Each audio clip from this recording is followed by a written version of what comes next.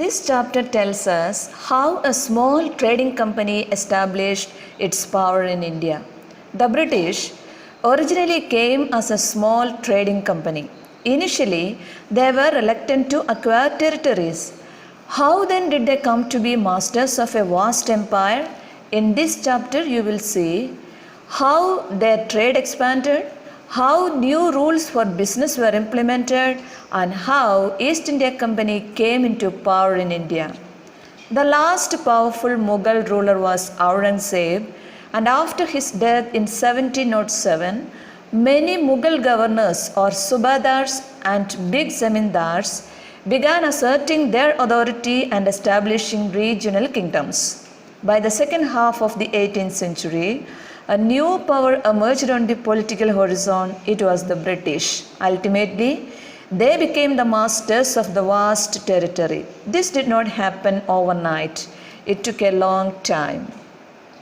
East India Company began trade in Bengal. The first English factory was set up on the banks of the river Hooghly in 1651. Soon, the trade expanded and the East India Company persuaded merchants and traders to come and settle near the factory. It worked as a warehouse and base for the workers of the company. The workers were known as factors. In the warehouse of the factory, goods for export were stored. The company by 1696 built a fort around the settlement. These European trading companies acquired concessions and privileges from our rulers. The East India Company continuously tried to press for more concessions and manipulate existing privileges from the local Indian rulers. It also bribed Mughal officials into giving the company zamindari rights over 3 villages. One of these was Kalikata. Later it became the city of Calcutta and now it is called Kolkata. It also persuaded the Mughal Emperor Aurangzeb to issue a farman, that means granting the company the right to carry on duty-free trade. The officials of the company who were carrying on private trade were expected to pay duty to the local rulers. But they refused to pay, which angered the Nawab of Bengal, Murshid Quli Khan. This led to fierce battles. After the death of Aurangzeb, the Bengal Nawabs Murshid Quli Khan, Alivardi Khan and Siraj-ud-Dawla one after another refused to grant concessions to the company. In such a situation, the company began to think about replacing Siraj-ud-Dawla with a puppet ruler who would willingly give trade concessions and other privileges. They began helping one of Siraj-ud-Dawla's rivals become the Nawab of Bengal. Siraj-ud-Dawla got infuriated. This finally led to the Battle of Plassey, in which Siraj-ud-Dawla got defeated.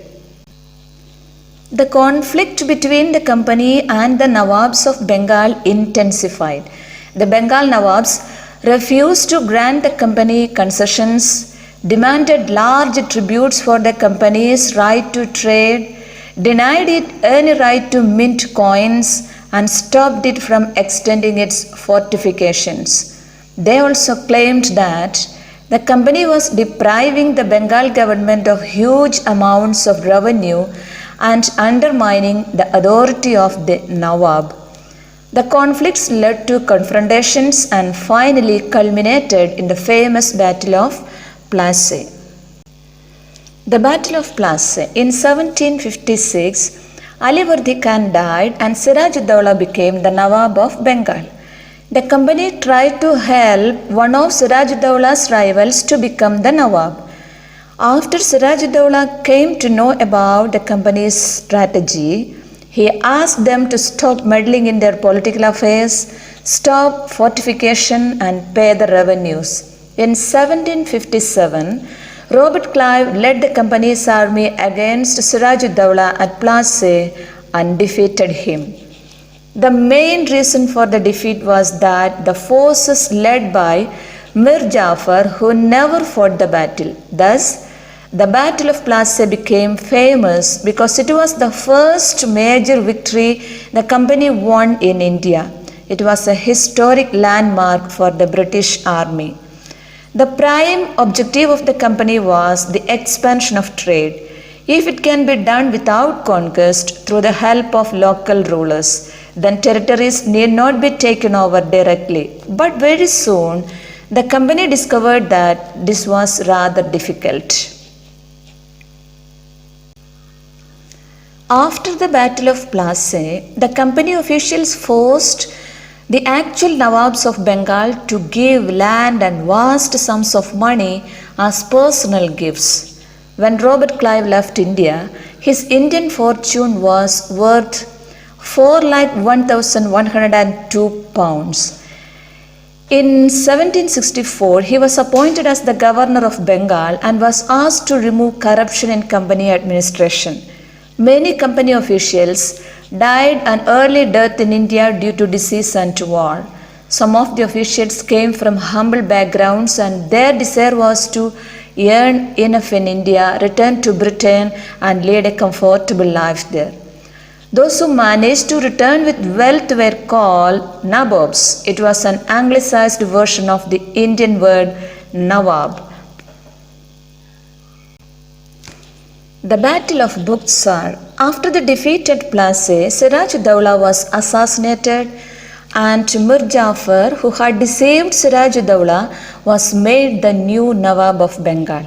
He gave huge amounts of revenue to East India Company and its officials. East India Company felt it as the best way of earning profits and started exchanging with Nawabs regularly.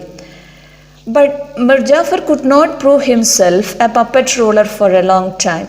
Hence, the company deposed him and installed Mir Qasim in his place. When Mir Qasim complained, he was defeated in the Battle of Buxar in 1764, driven out of Bengal, and Mir Jafar was reinstalled. He died the next year, that is in 1765. In the same year, the Mughal emperor appointed the company as the Diwan of the provinces of Bengal. The company now began to exploit the vast revenue resources of Bengal. This solved a major problem that the company had earlier faced. From the early 18th century, its trade with India had expanded, but it had to buy most of the goods in India with gold and silver imported from Britain. This was because at this time Britain had no goods to sell in India. The outflow of gold from Britain slowed after the Battle of Plassey and entirely stopped after the assumption of Diwani. Now, revenues from India could finance company expenses. These revenues could be used to purchase cotton and silk textiles in India, maintain company troops, and meet the cost of building the company fort and offices at Calcutta.